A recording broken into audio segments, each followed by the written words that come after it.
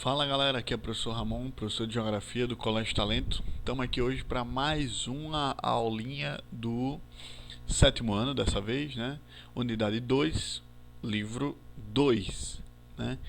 A gente aqui nessa unidade vai falar um pouco sobre as fronteiras terrestres e litorâneas do Brasil, né? Como vocês já entenderam bem, né? A gente está falando um pouco sobre o nosso país, né? Primeiro a gente, na unidade 1, viu a localização dele, né? Em que continente ele estava localizado, por que oceano ele é banhado, né? Então, viu os limites, o que tem ao norte, o que tem ao sul, o que tem ao leste e o que tem ao oeste, né, do nosso país. Agora a gente vai falar um pouco das fronteiras do Brasil, beleza? Então, vamos pro conteúdo. Primeira coisa, pessoal, é lembrar do conteúdo de história lá, história do Brasil, né? Ah, não, professor, pelo amor de Deus, como é que pode? É geografia ou é história? Porque geografia e história estão ligadas, intimamente ligadas, né? Não dá para dissociar, separar nenhuma das duas, né? Então, lembrando lá do conteúdozinho de história, né? O Tratado de Tordesilhas foi a primeira forma que se tem notícia de tentar colocar os limites do Brasil, né? Então foi a primeira forma de atribuir limites ao nosso país, né? O que foi isso? Foi assinado lá, né, antes da chegada oficial dos portugueses ao Brasil, né? Mas já se tinha conhecimento da terra, né? Então foi assinado esse tratado que dividia a terra americana por esse paralelo aí, né? Lembrando lá dos conteúdos de geografia também, né? O paralelo é essas linhas verticais aí, né? Então, desse paralelo para a direita, né? Deste paralelo para a direita eram terras portuguesas, né? Ou terras que pertenciam a Portugal, né? Representadas aí pela cor amarela, certo? Da imagem. Do lado oeste desse paralelo eram terras pertencentes à Espanha. Então, teoricamente, se a gente colocar isso aí, forçar bem a realidade, né? A área amarela seria o Brasil a essa época, né? Obviamente que não era Brasil ainda, era terras portuguesas, né? Mas o que viria a ser o Brasil, né? Esse tratado, apesar da coroa portuguesa e espanhola à época estarem unidas, né? Ou um pouco tempo depois se uniram, né? No tratado lá das coroas União Ibérica, né? Mesmo assim, esse tratado ele foi gerando alguns conflitos na realidade, porque muitos colonos portugueses estavam ocupando áreas para além do oeste dessa linha, né? E do outro lado, os colonos espanhóis também estavam ocupando áreas para além do leste, né? Então ficou esse mal-estar entre as coroas e tal, e eles foram fazendo vários tratados para tentar acertar isso, né? O tratado que vem em seguida, assim, né, para tentar equalizar esse problema, digamos assim, entre aspas, né, foi o Tratado de Madrid, que meio que substitui os tratados anteriores, né? Então, o que diz o Tratado de Madrid? Diz que, além de alguns deles terem que devolver, né, terras, por exemplo, terras que eram portugueses e estavam ocupadas por espanhóis, foram devolvidas, e terras que eram espanholas e estavam ocupadas por portugueses também foram devolvidas, né? Mas a ideia do Tratado de Madrid era dizer o quê? Que quem ocupasse primeiro a terra era dono dela. Se fosse português, se fosse espanhol, não interessa, né? Então, e assim foi feito, né? Muitas terras foram devolvidas porque quem tinha ocupado primeiro tinha sido Portugal, e muitas terras foram devolvidas à Espanha porque quem tinha ocupado pela primeira vez tinha sido a Espanha, né? Então, a partir desse momento você vai vendo que o Brasil já começa a tomar forma de Brasil, né? Então, ó, esse laranja mais claro aí foi as terras que foram anexadas, né, ao território de Portugal depois do Tratado de Madrid. Então tu vê aí que o Brasil já tomou mais ou menos a cara que o Brasil tem hoje, né? Ali com algumas ressalvas que depois regiões que viriam a ser, opa, avancei sem querer.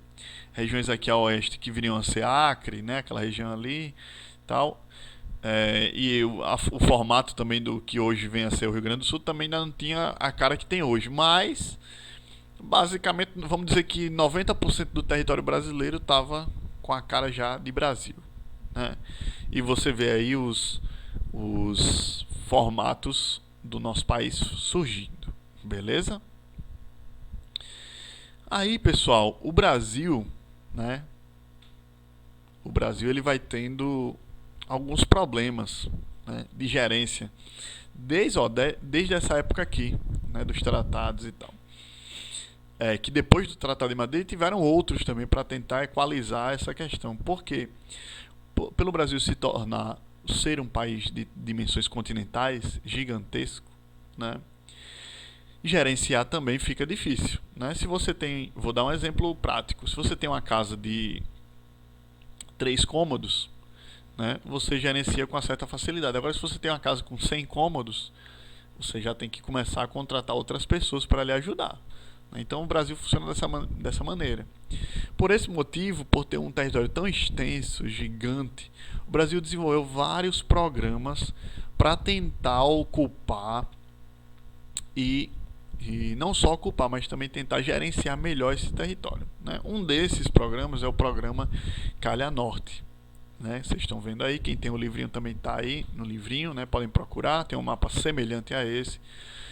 Professor, e o que é o programa Calha Norte? É um programa que foi feito pelo governo federal há anos atrás para tentar ocupar, né, e criar infraestrutura nas regiões que tem pequenos povoados ou pequenas ocupações da região norte. Então, era muito comum, e é até hoje, cidades ou povoados ou distritos, né, extremamente afastados da região central, né, que não tinham, por exemplo, acesso à escola, à saúde e tal. Então o programa Calha Norte ele tenta, de certa forma, acolher esses municípios mais afastados da região central, né, e com estruturas de postos de saúde mais centralizados, ou estruturas de escolas, né, se não no povoado mais próximos, que essas pessoas possam ir de barco ou com alguma outra estrutura semelhante a essa, né? Então, o programa Calha Norte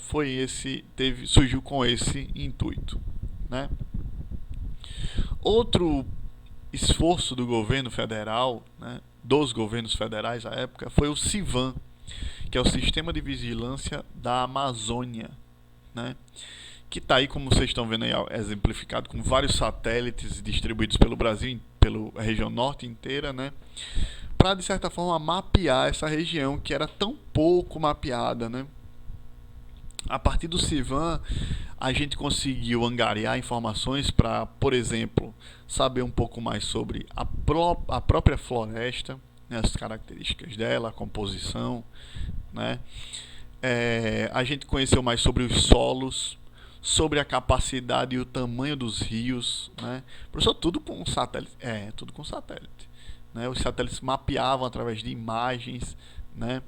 Os satélites também ajudam na compreensão dos fenômenos climáticos que acontecem na região norte, né? Com a evapotranspiração gigantesca que acontece por conta da própria floresta, né? Outra coisa que até no ano passado foi bem divulgado, que foi o aumento ou não do desmatamento, das queimadas na região amazônica, já que é uma região gigantesca e difícil de se monitorar pelo terrestre, né? Os satélites fazem esses monitoramentos através de imagens e tal. Então, é uma estrutura extremamente importante para não só ocupar, mas monitorar a região norte do nosso país, beleza? Por último, temos os limites oceânicos, né? Também tem aí já no finalzinho da unidade 2 de vocês aí, né? Esses limites oceânicos são responsáveis justamente pela ocupação. Todo país que tem um acesso ao oceano, né, ele tem direito a uma certa quantidade de milhas náuticas que também pertence a esse país, não só para explorar, mas também para monitorar. Então, se houve, por exemplo, como nos anos anteriores, houve um derramamento de óleo no litoral nordestino, né, que foi o caso, coube a quem? Ao Brasil investigar esse derramamento de óleo. Será que foi um barco brasileiro? Que barco passou, né? O Brasil tinha que ter os registros dos barcos que passaram nessa região. Então, isso não é só uma exploração, não é só para exploração econômica, mas também para exploração, para monitoramento, né? E vigilância dessas áreas também é de competência do Brasil. Beleza? Pessoal, a gente vai ficar por aqui. Né? A recomendação é que vocês façam as atividades da unidade 2, né, do livro, né? E qualquer dúvida enviar por e-mail ramoncostatalento@gmail.com, aquele e-mail que eu passo para vocês toda a vida nas aulas remotas lá, né, nas videoconferências, né? No mais, qualquer dúvida pode enviar por e-mail também ou pelo nosso contato lá no WhatsApp, que também foi passado para vocês, beleza? Qualquer dúvida pode entrar em contato.